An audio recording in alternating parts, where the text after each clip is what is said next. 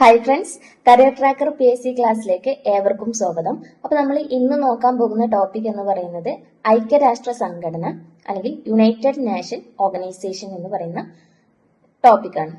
അപ്പം ഐക്യരാഷ്ട്ര സംഘടന എന്ന് പറയുമ്പോൾ നമുക്കറിയാം അല്ലെ, രണ്ടാം ലോക മഹായുദ്ധത്തിന് ശേഷം നിലവിൽ വന്ന ഏറ്റവും പ്രധാനപ്പെട്ട ഒരു സംഭവമായിരുന്നു യുണൈറ്റഡ് നേഷൻസ് ഓർഗനൈസേഷൻ.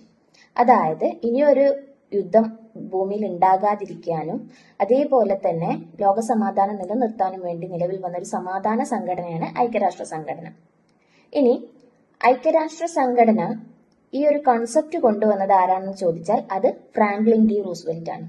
അപ്പോൾ യുണൈറ്റഡ് നേഷൻസ് ഓർഗനൈസേഷൻ അല്ലെങ്കിൽ UNO എന്നൊരു ആശയം കൊണ്ടുവന്നത് ആരാണ് എന്ന് ചോദിച്ചാൽ അത് ഫ്രാങ്ക്ലിൻ ഡി റൂസ്വെൽറ്റ് ആണ്. അതായത് അമേരിക്കൻ പ്രസിഡന്റ് ആയിരുന്ന FD റൂസ്വെൽറ്റ് ആണ് ഇങ്ങനെ ഒരു കൺസെപ്റ്റ് മുന്നോട്ട് വെക്കുന്നത്. ഇനി ഐക്യരാഷ്ട്ര സംഘടനയുടെ രൂപീകരണവുമായി ബന്ധപ്പെട്ട ഒരുപാട് കാര്യങ്ങൾ അതിനു മുമ്പ് നടന്നിട്ടുണ്ട്. അതായത് ഐക്യരാഷ്ട്ര സംഘടന എന്നൊരു ആശയം രൂപീകരിക്കാൻ വഴിതെളിച്ച ഏറ്റവും പ്രധാനപ്പെട്ട ഒരു സംഭവമായിരുന്നു അറ്റ്ലാന്റിക് ചാർട്ടർ എന്ന് പറയുന്നത്.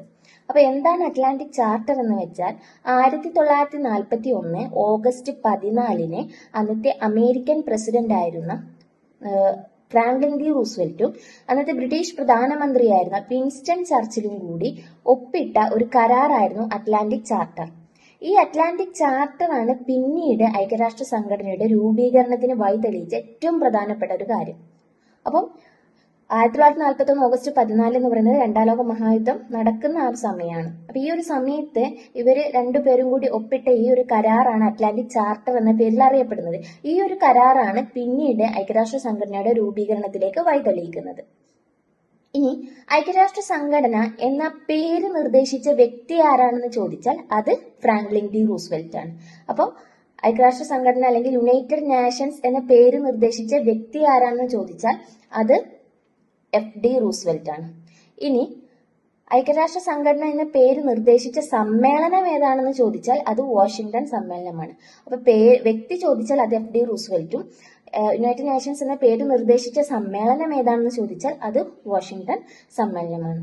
ഇനി ഐക്യരാഷ്ട്ര സംഘടന രൂപീകരിക്കാൻ കാരണമായ സമ്മേളനം ഏതാണെന്ന് ചോദിച്ചാൽ അത് യാൾട്ട കോൺഫറൻസ് ആണ്. അപ്പൊ ഐക്യരാഷ്ട്ര സംഘടനയുടെ രൂപീകരണവുമായി ബന്ധപ്പെട്ട് കുറച്ച് സമ്മേളനങ്ങൾ നമുക്ക് നോക്കാനുണ്ട്. അപ്പൊ അതിലെ കുറച്ച് കാര്യങ്ങൾ നമുക്ക് ഇവിടെ പറയാം. അപ്പൊ ഐക്യരാഷ്ട്ര സംഘടന രൂപീകരിക്കാൻ കാരണമായ സമ്മേളനം ഏതാണെന്ന് ചോദിച്ചാൽ അത് യാൾട്ട കോൺഫറൻസ് ആണ്. യുക്രൈനിലാണ് നടന്നിട്ടുള്ളത്. ഇനി യാൾട്ട കോൺഫറൻസിൽ പങ്കെടുത്ത പ്രമുഖ നേതാക്കളായിരുന്നു വിൻസ്റ്റൺ ചർച്ചിൽ, ജോസഫ് സ്റ്റാലിൻ, അതേപോലെ FD റൂസ്വെൽറ്റ്. അപ്പം ഈ 3 പേരാണ് യാൾട്ട കോൺഫറൻസിൽ പങ്കെടുത്ത പ്രമുഖ നേതാക്കൾ. അതുകൊണ്ട് തന്നെ ഐക്യരാഷ്ട്ര സംഘടനയുടെ സ്ഥാപക നേതാക്കൾ എന്നറിയപ്പെടുന്നതും ഇവരാണ്. വിൻസ്റ്റൺ ചർച്ചിലും ജോസഫ് സ്റ്റാലിനും FD റൂസ്വെൽറ്റുമാണ് ഐക്യരാഷ്ട്ര സംഘടനയുടെ സ്ഥാപക നേതാക്കൾ എന്ന പേരിൽ അറിയപ്പെടുന്നത്. ഇനി അടുത്തത് നമ്മൾ പറയുന്നത് UN ചാർട്ടർ ആണ്. എന്താണ് UN ചാർട്ടർ എന്ന് വെച്ചാൽ UNന്റെ ഭരണഘടന അറിയപ്പെടുന്ന പേരാണ് UN ചാർട്ടർ. UN ചാർട്ടർ എന്ന് പറഞ്ഞാല് അല്ലെങ്കിൽ UN ഭരണഘടന എന്ന് പറയുമ്പോൾ UNന്റെ അവകാശങ്ങളും കടമകളും അതേപോലെ തന്നെ ലക്ഷ്യങ്ങളും പ്രതിപാദിക്കുന്ന ഒരു ഔദ്യോഗിക രേഖയാണ് UN ചാർട്ടർ. ഈ UN ചാർട്ടർ ആണ് UNന്റെ ഭരണഘടന എന്നറിയപ്പെടുന്നത്. UN ചാർട്ടറിന് ആമുഖം തയ്യാറാക്കിയ വ്യക്തി ആരാണെന്ന് ചോദിച്ചാൽ ഫീൽഡ് മാർഷൽ സ്മട്സ് ആണ്. UN ചാർട്ടറിന്റെ ആമുഖം തയ്യാറാക്കിയത് ഫീൽഡ് മാർഷൽ സ്മട്സ് ആണ്. ഇനി UN ചാർട്ടറിന് രൂപം നൽകിയ സമ്മേളനം ഏതാണെന്ന് ചോദിച്ചാൽ അത് വാഷിംഗ്ടൺ DC ഡംബാർട്ടൺ ഓക്സ് സമ്മേളനമാണ്. വാഷിംഗ്ടൺ DC ഡംബാർട്ടൺ ഓക്സ് സമ്മേളനത്തിലാണ് UN ചാർട്ടറിന് രൂപം നൽകുന്നത്. അതായത് UNന്റെ ഭരണഘടന രൂപീകൃതമാകുന്നത്. ഇനി അടുത്തത് UN ചാർട്ടറിൽ ഒപ്പുവെക്കുന്നത് 1945 ജൂൺ 26 1945 ജൂൺ 26 UN ചാർട്ടറിൽ ഒപ്പുവെച്ചത് ഏത് സമ്മേളനത്തിലാണെന്ന് ചോദിച്ചാൽ അത് സാൻ ഫ്രാൻസിസ്കോ സമ്മേളനത്തിലാണ്. ഈ സാൻ ഫ്രാൻസിസ്കോ സമ്മേളനത്തിൽ വെച്ച് അതായത് 1945 ജൂൺ 26 50 രാജ്യങ്ങളാണ് UN ചാർട്ടറിൽ ഒപ്പുവെക്കുന്നത്. അപ്പൊ സാൻ ഫ്രാൻസിസ്കോ സമ്മേളനത്തിൽ വെച്ച് 50 രാജ്യങ്ങൾ UN ചാർട്ടറിൽ ഒപ്പുവെച്ചത് 1945 ജൂൺ 26 എന്നാൽ ഐക്യരാഷ്ട്ര സംഘടനയുടെ സ്ഥാപക അംഗങ്ങളുടെ എണ്ണം എത്രയാണെന്ന് ചോദിച്ചാൽ 51 നമ്മൾ എല്ലായിടത്തും കാണാറ്. കാരണം 51ാമത്തെ രാജ്യമായിട്ട് അവിടെ വരുന്നത് പോളണ്ടാണ്. പക്ഷെ പോളണ്ട് ഒപ്പുവെക്കുന്നത് സാൻ ഫ്രാൻസിസ്കോ സമ്മേളനത്തിലല്ല. പോളണ്ട് ഒപ്പുവെച്ചത് 1945 ഒക്ടോബർ 15-നാണ്. അപ്പൊ സ്ഥാപക അംഗങ്ങളുടെ എണ്ണം ചോദിച്ചാൽ 51 പറയാറെങ്കിലും പക്ഷെ പോളണ്ടാണ് 51ാമത്തെ രാജ്യം. പക്ഷെ പോളണ്ട് ഒപ്പുവെക്കുന്നത് സാൻ ഫ്രാൻസിസ്കോ സമ്മേളനത്തിലല്ല എന്ന് മനസ്സിലാക്കുക. അപ്പൊ നിങ്ങളൊരു ഓപ്ഷൻ കണ്ടാൽ നിങ്ങൾ 50ഉം 51ഉം ഉണ്ടെങ്കിൽ നിങ്ങൾ എന്ത് ചെയ്യുക, ഓപ്ഷനിൽ 50, 51 രണ്ട് ഓപ്ഷനും ഉണ്ടെങ്കിൽ നിങ്ങൾ ഏറ്റവും സൂട്ടബിൾ ആയിട്ടുള്ള ആൻസർ ആയിട്ടുള്ള 50 ചൂസ് ചെയ്യാം. ഓക്കെ. ഇനി അടുത്തത് നമ്മൾ പറയുന്നത് ഇന്ത്യക്ക് വേണ്ടി UN ചാർട്ടറിൽ ഒപ്പുവെച്ചത് ആർക്കോട്ട് രാമസ്വാമിയാണ്. ഇന്ത്യക്ക് വേണ്ടി, ഇന്ത്യ നമ്മുടെ രാജ്യത്തിന് വേണ്ടി UN ചാർട്ടറിൽ ഒപ്പുവെക്കുന്ന ആളാരാണെന്ന് ചോദിച്ചാൽ അത് ആർക്കോട്ട് രാമസ്വാമിയാണ്. ഇനി ഐക്യരാഷ്ട്ര സംഘടന ഔപചാരികമായി നിലവിൽ വന്നത്, അപ്പൊ UN ഭരണഘടന വന്നു, ഇനി ഐക്യരാഷ്ട്ര സംഘടന ഔപചാരികമായി രൂപീകൃതമാകുന്നത് എന്നാണ് ചോദിച്ചാൽ 1945 ഒക്ടോബർ 24-നാണ്. 1945 ഒക്ടോബർ 24-നാണ്.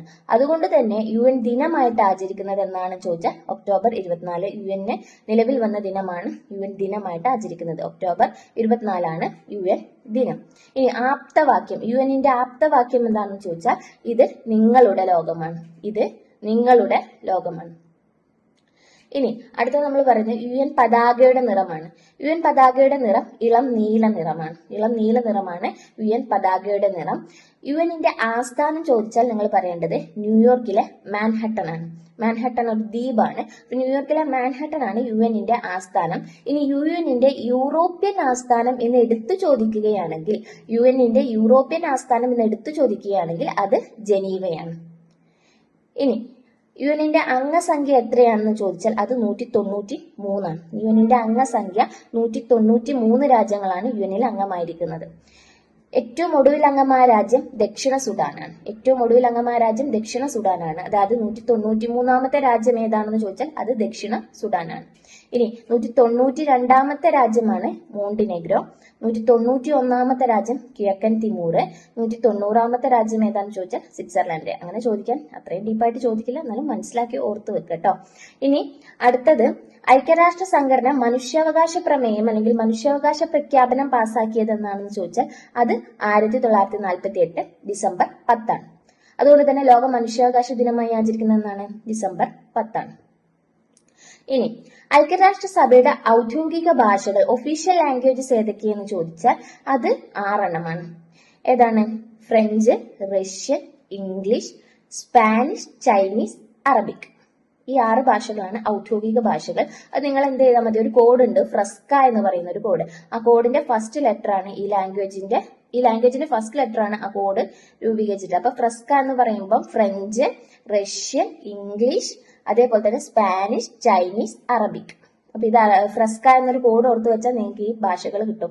അപ്പൊ ഇത് എക്സാമിന് ചോദിച്ചിട്ടുണ്ട്, ഐക്യരാഷ്ട്ര സംഘടനയുടെ ഔദ്യോഗിക ഭാഷകളിൽ ഉൾപ്പെടാത്ത ഭാഷ ഏത്. അപ്പൊ നിങ്ങൾ ഒരു കോഡ് പഠിച്ചു വെച്ചാൽ നിങ്ങൾക്ക് അത് എന്ത് ചെയ്യാം, ആൻസർ ചെയ്യാൻ പറ്റും. ഇനി ഐക്യരാഷ്ട്ര സംഘടനയുടെ ദൈനംദിന കാര്യങ്ങൾക്ക് ഉപയോഗിക്കുന്ന ഭാഷ ഏതാണെന്ന് ചോദിച്ചാൽ അത് 2 ഇംഗ്ലീഷും ഫ്രഞ്ചുമാണ്. ദൈനംദിന കാര്യങ്ങൾക്ക് ഉപയോഗിക്കുന്നത് ഇംഗ്ലീഷും ഫ്രഞ്ചുമാണ്. ഔദ്യോഗിക ഭാഷ ഫ്രസ്ക എന്ന പേരിൽ അറിയപ്പെടുന്ന 6 ഭാഷകളാണ്. ഓക്കെ. ഇനി അടുത്ത നമ്മൾ പറഞ്ഞ UN സർവകലാശാല സ്ഥിതി ചെയ്യുന്നത് എവിടെയാണെന്ന് ചോദിച്ചാൽ ടോക്കിയോ ആണ്. ജപ്പാനിലെ ടോക്കിയോയിലാണ് UN സർവകലാശാല സ്ഥിതി ചെയ്യുന്നത്. UN സമാധാന സർവകലാശാല സ്ഥിതി ചെയ്യുന്നത് എവിടെയാണെന്ന് ചോദിച്ചാൽ അത് കോസ്റ്റാറിക്കയിലാണ്. ഇനി UN ലൈബ്രറി എവിടെയാണെന്ന് ചോദിച്ചാൽ അത് ന്യൂയോർക്കിലാണ്. UN ലൈബ്രറിക്ക് ആരുടെ പേരാണ് നൽകിയതെന്ന് ചോദിച്ചാൽ ഡാഗ് ഹാമർഷോൾഡ് എന്ന് പറയുന്ന UNന്റെ സെക്രട്ടറി ജനറൽ ആയിരുന്ന വ്യക്തിയായിരുന്നു.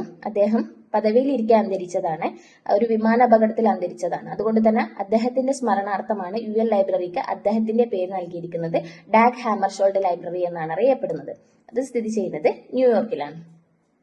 ഇനി അടുത്തത് നമ്മൾ പറയുന്നത് ഇന്ത്യ എത്രാമത്തെ രാജ്യമായാണ് ഐക്യരാഷ്ട്രസഭയിൽ അംഗമായത്. ഇന്ത്യ എത്രാമത്തെ രാജ്യമായാണ് ഐക്യരാഷ്ട്രസഭയിൽ അംഗമായതെന്ന് ചോദിച്ചാൽ 29ാമത്തെ രാജ്യമായാണ് ഐക്യരാഷ്ട്രസഭയിൽ അംഗമാകുന്നത്. അപ്പൊ ഇന്ത്യ ഐക്യരാഷ്ട്രസഭയിൽ ഔദ്യോഗികമായി അംഗമായത് എന്നാണെന്ന് ചോദിച്ചാൽ 1945 ഒക്ടോബർ 30-നാണ്. അതായത് സ്വാതന്ത്ര്യം ലഭിക്കുന്നതിന് മുമ്പ് തന്നെ ഇന്ത്യ UN അംഗമായിട്ടുണ്ട്. 1945 ഒക്ടോബർ 30-ന് എന്ത് ചെയ്തിട്ടുണ്ട്? India UN അംഗമായിട്ടുണ്ട്.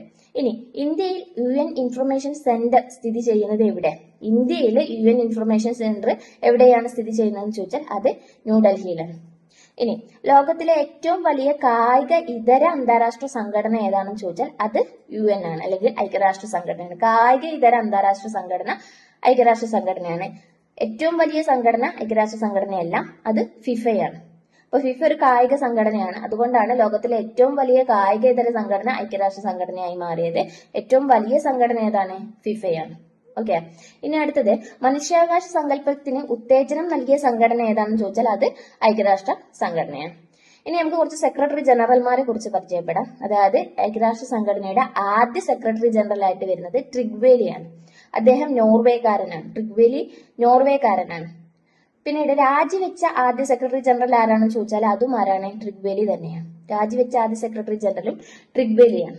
ഇനി സെക്രട്ടറി ജനറലായ UN സെക്രട്ടറി ജനറലായ ആദ്യ ഏഷ്യക്കാരൻ ആരാണെന്ന് ചോദിച്ചാൽ അത് യുദാന്താണ്. യുദാന്ത് മ്യാൻമർകാരനാണ് യുദാന്ത് എന്ന് പറയുന്ന സെക്രട്ടറി ജനറലാണ് ആദ്യ ഏഷ്യക്കാരനായ സെക്രട്ടറി ജനറൽ.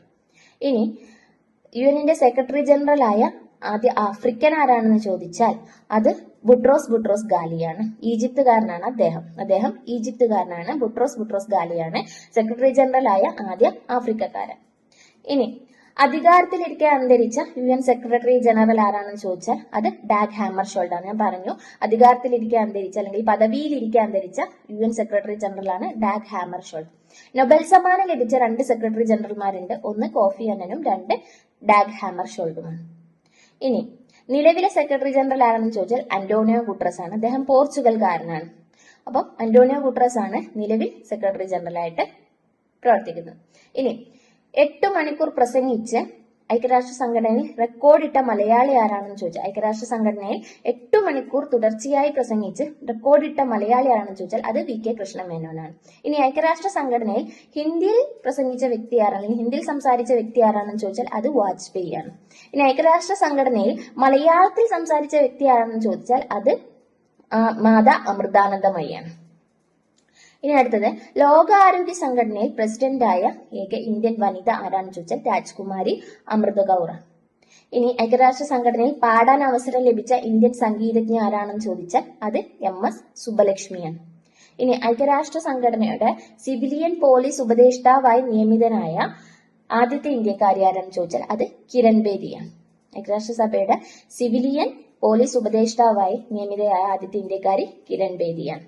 ഇനി ഐക്യരാഷ്ട്രസഭയ്ക്ക് എത്ര ഘടകങ്ങൾ ഉണ്ടെന്ന് ചോദിച്ചാൽ ആദ്യം 6 ഘടകങ്ങൾ ഉണ്ടായിരുന്നു. എന്നാൽ നിലവിൽ 5 എണ്ണമേ ഉള്ളൂ.